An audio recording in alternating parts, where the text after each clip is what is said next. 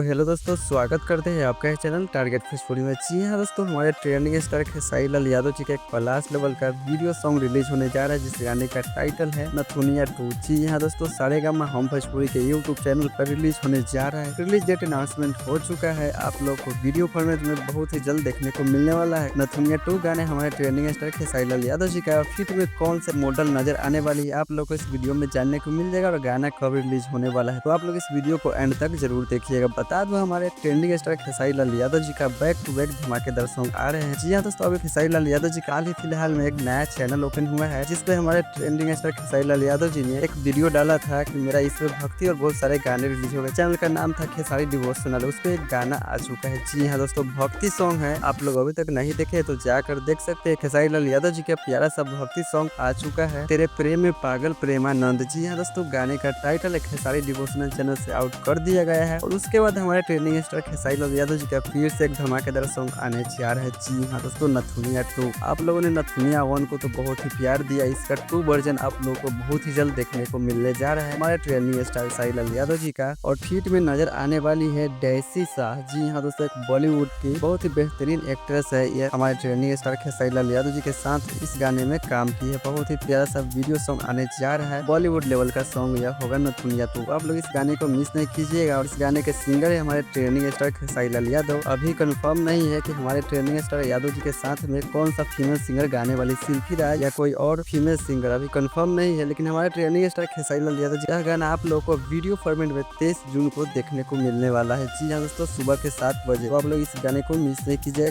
सारेगामा हम भोजपुरी के YouTube channel पे trending star Khesari Lal Yadav ji नथुनिया 2 गाने को। और आप लोगों को मैं बता दूं, यह गाना पूरी तरह से बवाल और सुपर डुपर हिट सॉन्ग है। इस गाने के फीट में डेसी शाह नजर आने वाली है हमारे ट्रेंडिंग स्टार खेसारी लाल यादव जी के साथ में। तो आप लोग इस गाने को मिस नहीं कीजिएगा। सारेगामा हम भोजपुरी से तो आप लोगों को 23 जून को देखने को मिलने वाला है। तो आप लोग इस गाने को मिस नहीं कीजिएगा। सुबह के 7 बजे 23 जून को सारेगामा हम भोजपुरी के यूट्यूब चैनल पे बहुत ही प्यारा सा धमाकेदार song trending star Khesari Lal Yadav ji का ब्लास्ट लेवल का वीडियो सॉन्ग नथुनिया 2 देखने को मिलने वाला है। और सिंगर है हमारे ट्रेंडिंग स्टार खेसारी लाल यादव। और फीट में डेसी शाह के साथ तो बवाल ही सॉन्ग आने वाला है ट्रेंडिंग स्टार खेसारी लाल यादव जी का। और आप लोग खेसारी लाल यादव जी का कोई भी इन्फॉर्मेशन को मिस नहीं करना चाहते तो हमारे चैनल टारगेट भोजपुरी को सब्सक्राइब करके बेल आइकन दबा दीजिए, क्योंकि आप लोग को यहाँ पे ट्रेंडिंग स्टार खेसारी लाल यादव से जुड़ी और लेटेस्ट अपडेट जानने को मिलेगा। तो सब्सक्राइब करना तो बिल्कुल न भूलें। धन्यवाद।